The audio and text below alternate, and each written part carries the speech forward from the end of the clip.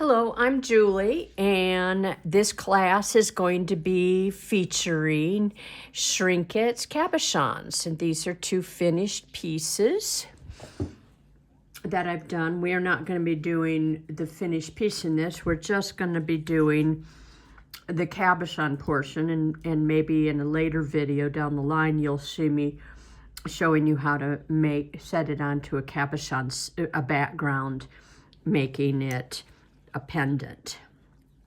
But right now in this class, we're going to be showcasing, taking these drawings that are my illustrations on round cabochons that shrink down to be about 27 millimeters, 25 to 27 millimeters, and feature 6 different birds. So the things, if you purchase the kit to go along with this, that will be listed in the description on this video. I will have done the drawings for you, and you just have to fill in with color, and that makes it really easy for you. I've done the outline drawings for you in the kit, 6 of them, plus you'll get the template. So that you can do further, and I will show you how to do the outline drawings and fill them in with color.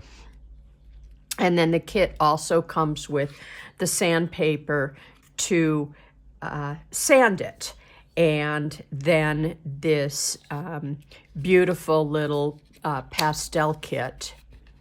Sometimes when these ship, they get a little loose. And this one is the case with this one. Let me quickly dust that off so I can show it. Sometimes I can't help it when it shifts, and powders come loose. What I'm gonna tell you is there's gonna be enough powders in this left to do it, even if it does break in shipping, and that's why I'm showing you this, because it is temperamental. No matter if I wrap it in bubble wrap, it may do that, but there'll be enough for you to do, plenty for you to do this whole project, even when you have a minimum amount left in there, because there's absolutely plenty. There's more in this than if I was to put it on the sanding paper for you. So try not to worry about that. It just happens.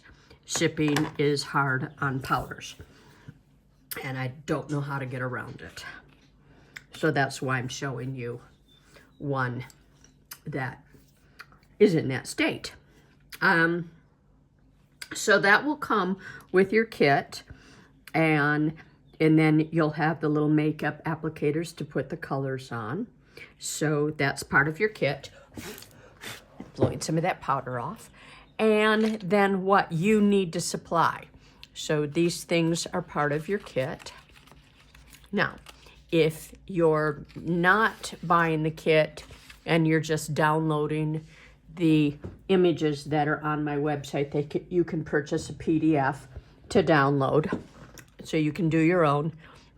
You will need to supply the pastels, the sandpaper to sand your cabochons. A sheet of shrink plastic will do all 6. That's the sanded and shiny that I use, and that's on my site.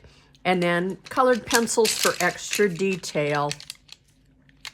And mandatory on this is I use the indigo blue for outlines. And most brands make this, Prismacolor. This is Holbein I'm showing you, but most brands make an indigo blue for colored pencils. Then mandatory is that you have I call this the orchid, or you can call it the purple mold. It's the large domed Shrinkets mold. You have to have that. And a heat gun. And then optional, I'm going to be showing you how to put background colors behind it for glow and for opacity. And you can use these I just get at the dollar store. This is a teal, and this is a gold. That'll be showing that. That's optional. And what you might really want is white, or a liquid acrylic white paint and a paintbrush, and you'll see how I'm going to be using those. Okay, and then a pencil sharpener for your pencils. Let's get started. So we're ready to start drawing, and I sell, if you have a Sizzix die cut machine, you know, and use that and thin dies to cut your circles. I've got circle die cuts on my site that you can purchase, and this is the size I used. Let's measure that. It is about 2 3/4 inches across, and it'll shrink down to half that size. You can also hand cut, and I'm going to be showing how to hand cut. That's an easy process too. So that's the first thing I'm going to do is showing you hand cutting while I draw here. So what you would do is, if you don't have a circle template and you've got a steady hand, you can just draw around this.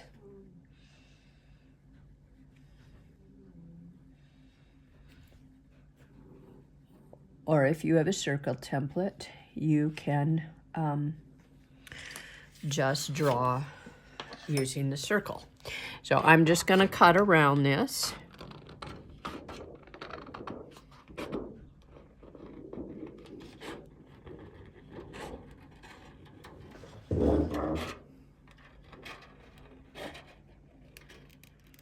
Notice how I bevel my scissors out.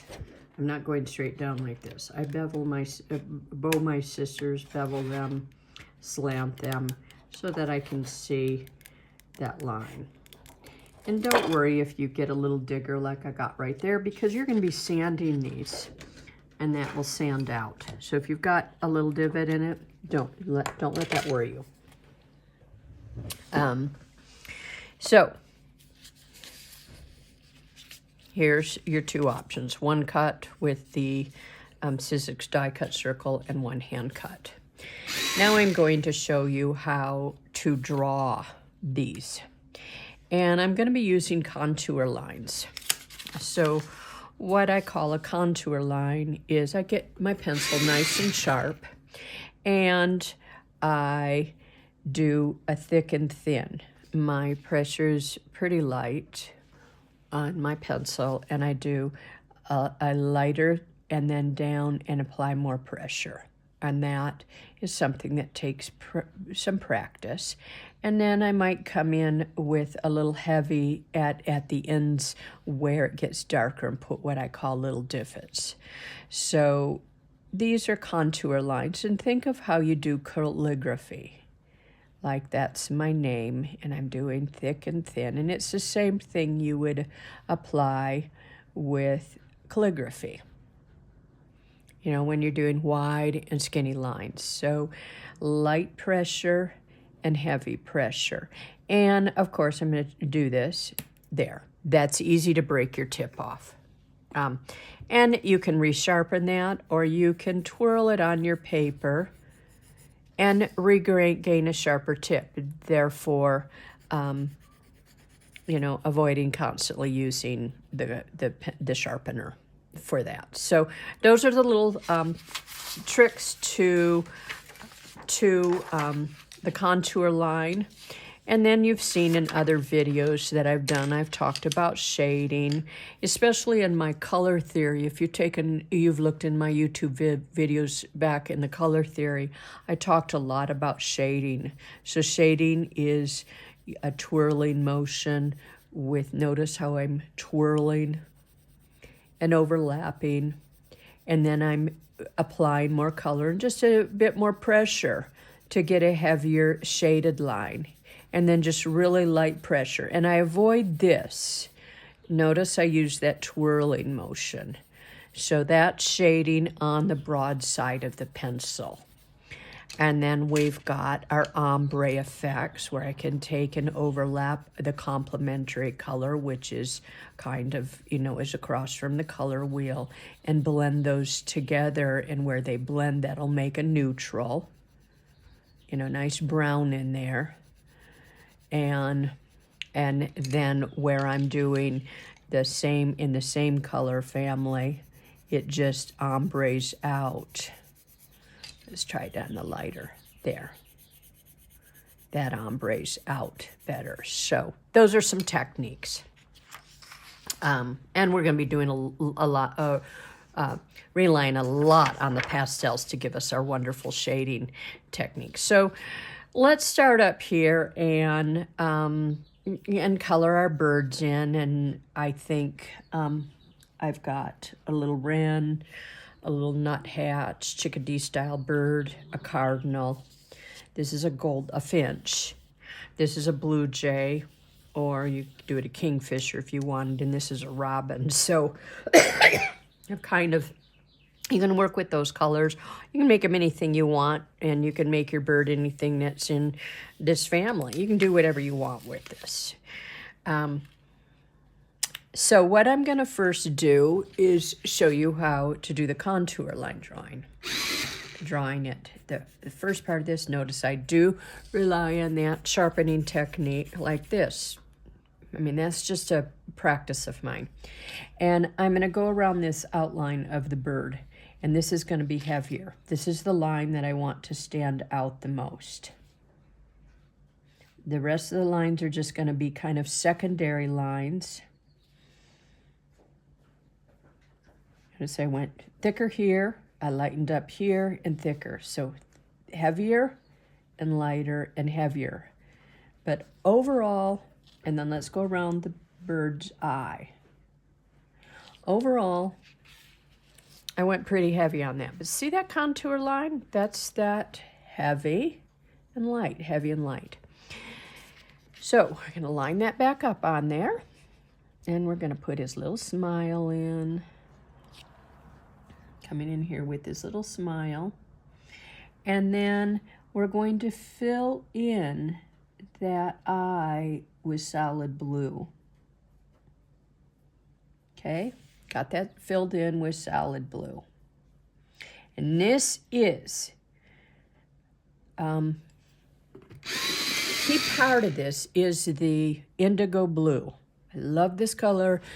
It's, to me, the most neutral of the blues for great shadows and great outlines. It's not black. It doesn't create a gray like black does when blended with other colors. When it gets accidentally or on purpose blended with other colors, it creates kind of a shadowy effect that's really beautiful, where black outlines will go gray and dull your piece down. And that's why I outline in blue. Then, just to tell me where the designs are in the drawing, I'm just going a light touch, a very light touch here, and just putting these design elements in here.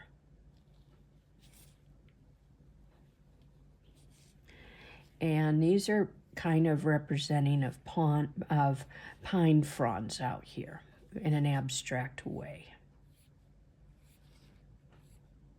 And I'm not going to put these dots in blue. I will put them in with another color. And there I have my drawing. And I may come in here and just enhance this darkness a little bit. The perimeter of the bird. See how I want that perimeter of that bird to show? And I said this was a chickadee or a nuthatch, and he's kind of gray. So I'm going to try to avoid gray. I'm going to try to give the illusion of gray. And then I may use a little gray when it comes to the colored pencil. So I'm going to be showing that. So to me, gray would be using a little bit of this blue, and I'm not bothered with some of them being iridescent and some of them not. I'm just enjoying this palette.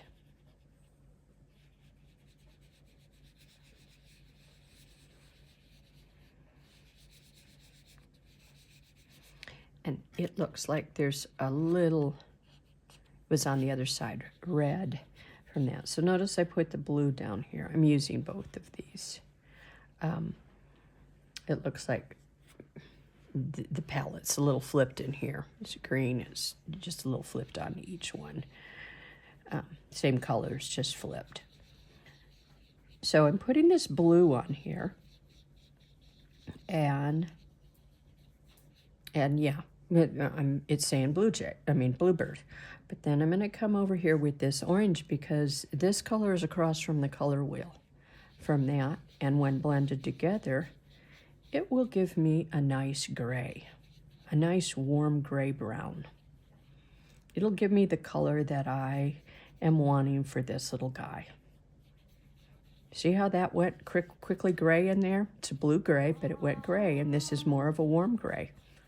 Look how easily that is to turn into gray without using gray, using our blending colors to create this.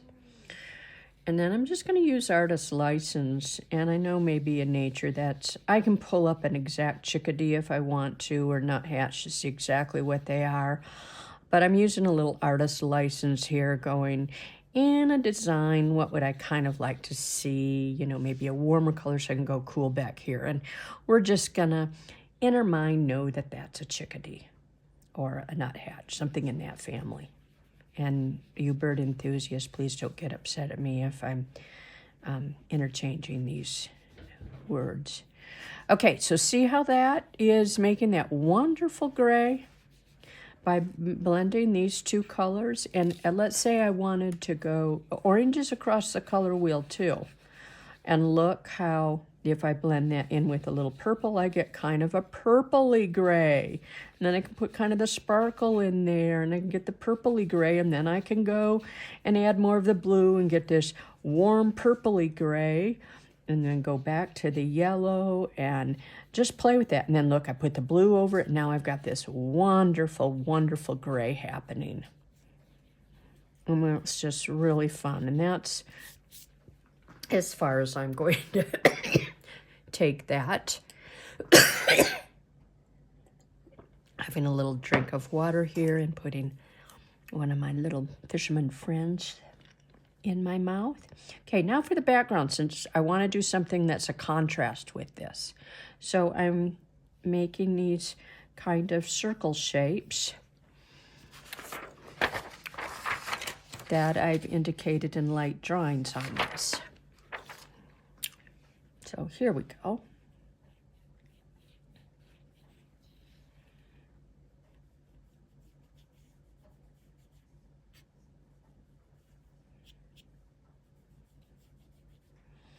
And your little makeup brushes, you can gently wash them out with soap and water and get them clean again. And I'm coming in with some sparkly green, some green in here, and coming in with some yellow back in here. Look at how that makes that a nice yellow green. But we don't want it to look too close to that, so we'll make adjustments because our color is telling us what we're looking at. And if I made my whole background gray, exactly like the bird and the bird, we wouldn't know what was more bird and what was background. Color tells our eye what we're seeing. It's our little road map to you are looking at a background and you are looking at greenery. You know, even if it's an abstract shape, that's what you're looking at. So I'm going to come in with this little bit of pink in here. Bring that pink in here, bring it up to that, come around there. Look how I'm able to make the my little bird pop with that, how it starts to stand out. And then I'm going to come in with stronger and stronger. And then I used blue on the bird, but if I use blue with the green, it's coming out real sea green because those are in the same color family, like a little turquoisey blue-green. It doesn't go gray on me because it's not the complement I'm blending with it. It's another color in the color family.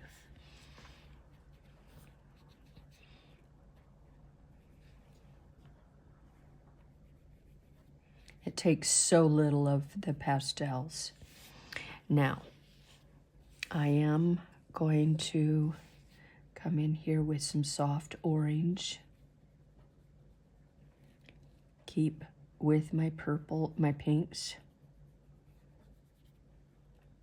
Some little yellows in here. Some greens. And I'll get a clean piece of paper back here for you to see.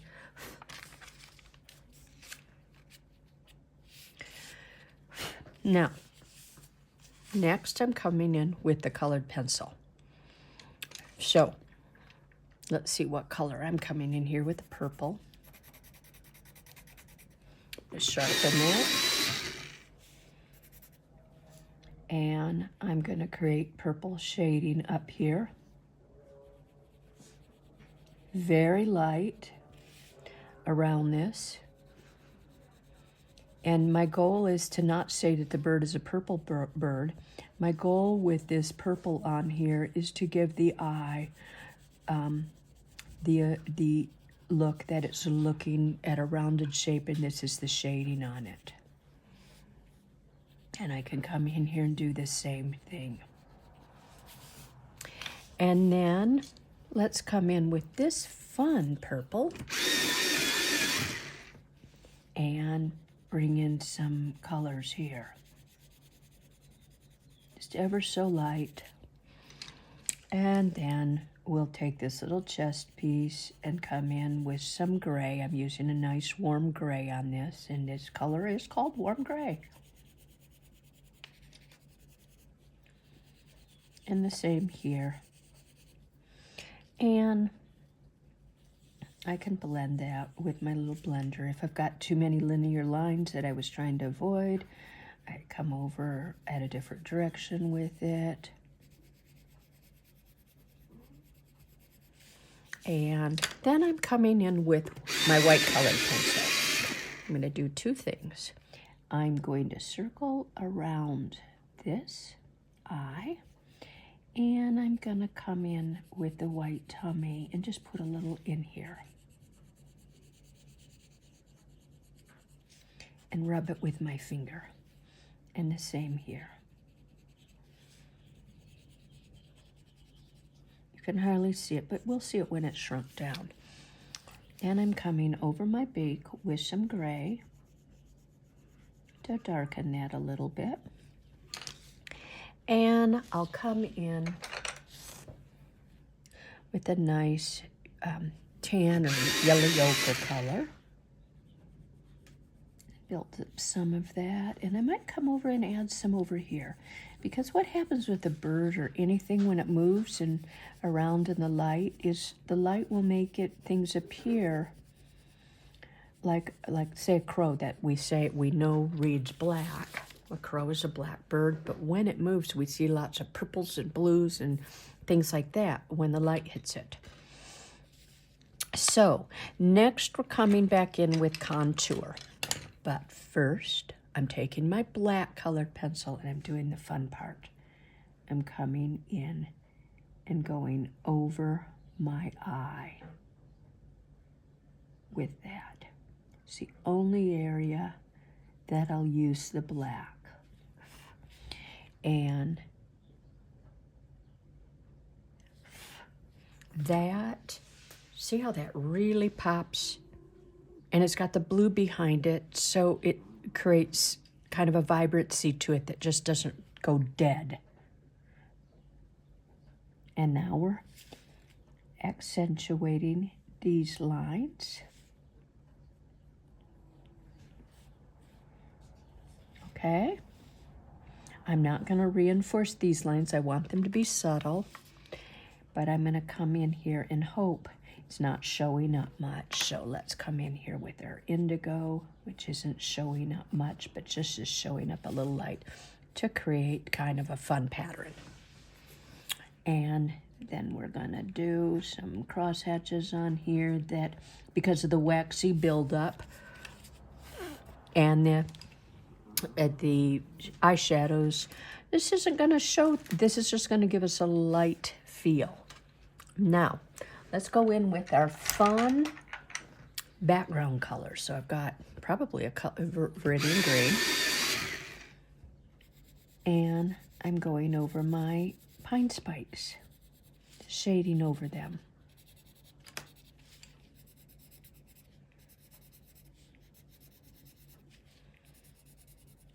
See how that's now starting to read more like pine fronds? Your eye says, oh yeah, that bird's sitting in the pines. And it's just a really abstract allusion to it. Now, I come in here with yellow in between. Look how that just brings that to life.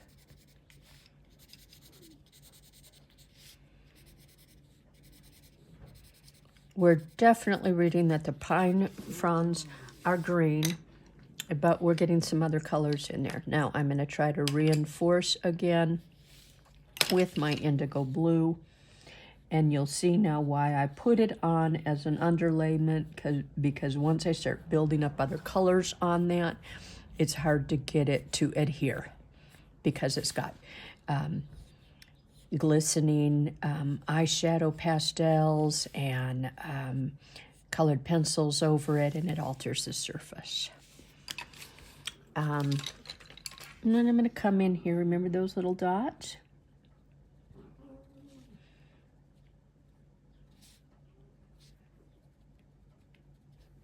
There. And I'm going to come over here with some highlight. Reinforce this a bit more. And make sure I'm going to take a soft paintbrush, and wipe any dust off. All right? And now I can carefully come in and try and reinforce that white dot on that. Now we're ready to shrink. So we are going to be doing this without the metal glide pin in here. So we're going to have to kind of hand center it. So what I'm going to do is place it on here. So I don't have to pick it up when it's hot. Oh. And then I will include a little stick for holding it down in your kit. So let's get our heat gun out, and we're going to heat about a ½ inch from the surface, and we're going to go in around the perimeter and watch it shrivel and shrink down. Here we go.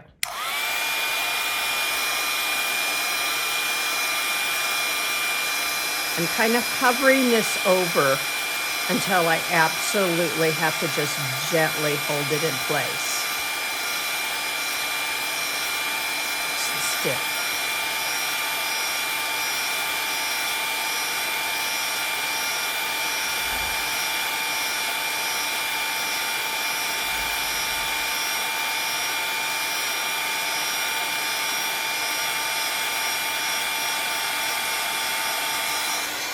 Then when it starts to do this, I take my heat gun, and that will happen. That will happen. And take it out to the outer perimeters.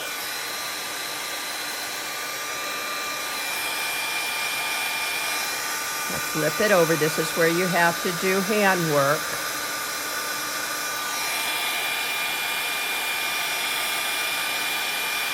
And notice I put the shiny side down on this. If I had chosen the frosted side, this is what my surface would look like. I'm doing the shiny side. But this is what it would look like if I'd done the frosted side. So that's, the shiny side will be cupped up. Now it's ready for me to form, and I gently center that and hold it down. 1001, 1002, 1003, 1004, 1005. And we have this adorable, I'm going to put it on a white background so you can see it. Adorable little chickadee that really reads Okay, let me try to find it. I moved my lights a bit. That really reads gray and gives us that look we want. I'm going to bring my lights around here. I can adjust them a bit. And that's the shiny side. And I'm going to show you in there that the frosted side is just as delightful. I choose to do the shiny side on this simply because if it's a cabochon, it might be more vulnerable to getting scratched, and I don't want my design to come off. So next, we're going to be sanding it. And this is so we can create a flat bevel. As you can see right now, those are angled, and we want those to be flat. So we take the sandpaper, and I'm using a 320 grit here, and I'm just sanding it and pressing pretty firmly. You don't press firmly. I mean pretty firmly. If you don't press firmly, you will be here forever. And then I turn it. And the nice thing about the sandpaper I'm going to be putting in your kit is a really good quality, so if it gets filled up with a lot of dust, simply wash it under the sink and let it dry, because it's a wet dry, and that'll wash all the dust off of it and get it fresh and new for you to use for a long time. So what we're looking for is this to be, see how that's now flat? And see our edge around there? And yeah, we do see it on this side, but it's nice and even. We do see that it has removed our color there, but it's still nice and even. And so it looks very slick. Now, you can do this with colored pencil, with white nail polish, or you can do it with white acrylic. And when you do acrylic, I want you to put a very thin coat. That's why I'm using, this is a Golden brand, and it's a fluid acrylic. And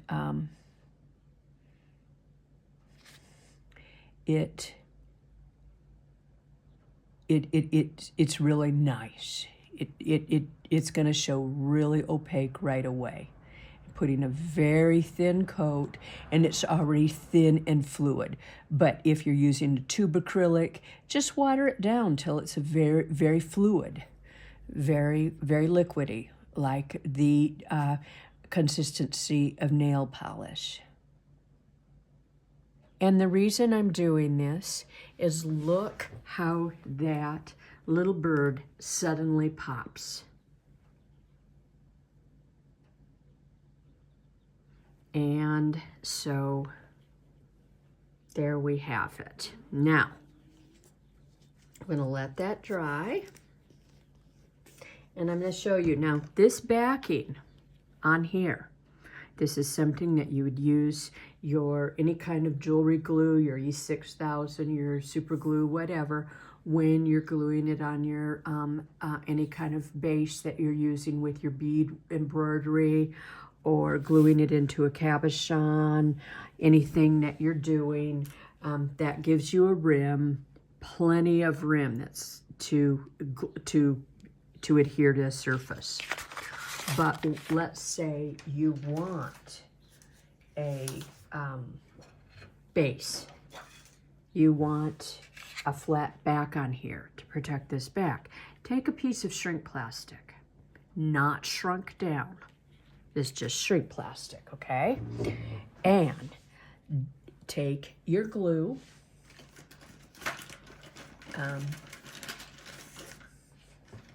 Any of your glues that you want to use.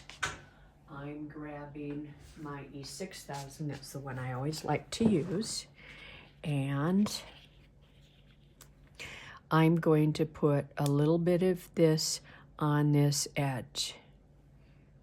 Notice how I'm pushing the glue from, I'm doing this, not this, because I don't want glue. It just saves cleanup. And I'm putting this on here, and then I will let that dry. And then I'll come back and show you. I'll just be able to cut right around that, and I'll have a wonderful little back on it. So while that's drying, I'm going to show you how I'm going to color the next 5 in this design so that you have an idea of how that's done. I'm not going to be doing the blue lines on those. I have those done already. And as I said, these are the ones that would be available for you already with the blue lines on them in the kit. I've drawn those blue lines on them. For those that say, I don't have a really steady hand, but I certainly do love to add the color. And that still allows you, even if the blue lines are done, it still allows you a lot of creativity in this. So that's what I'm going to do. The blue lines are done, and I'm going to show you each one how I'm choosing to color them. Okay?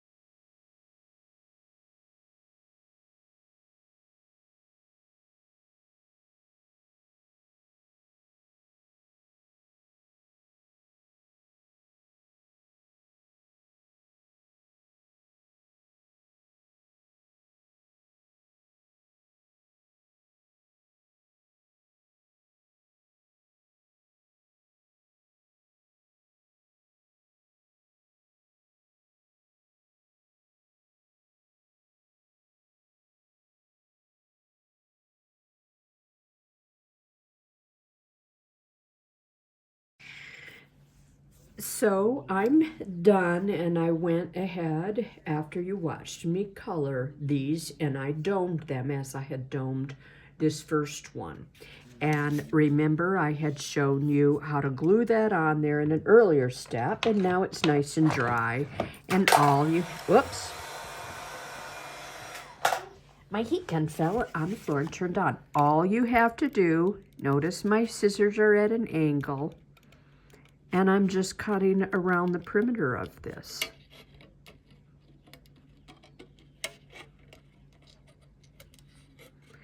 That's an easier way than cutting it out and trying to glue it on to match.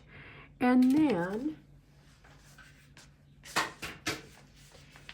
you can take your sandpaper and just burnish that edge, bending the sandpaper this way. Notice I'm angling it that way so it doesn't sand the my shiny rim. And there, you can see the glue marks on the back side, but this is the back side, and that gives you a back that's very well placed on if you're doing something that needs to protect this area, and you're mounting it on something that you want a back to. So I wanted to show you that, and then I'm going to show you two other fun options.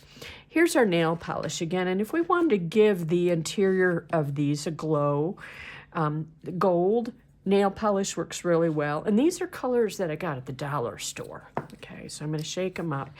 And what I'm going to do here is, let's take the goldfinch. And I'm just going to add a glow to the back of this. I can go over the white acrylic because that's kind of opaque primer. It's not going to show through, and even if it had some glistens that showed through, that would be okay. I don't know if you can see the glow, the glisten. I'm trying to show it to you there. It's quite lovely. And then, once again, if you wanted to mount it on the back, you could. Let me show you that on a black background. Like if you were putting it on a dark, mounting it on a dark background. See how the glow really shows? So that's a fun option.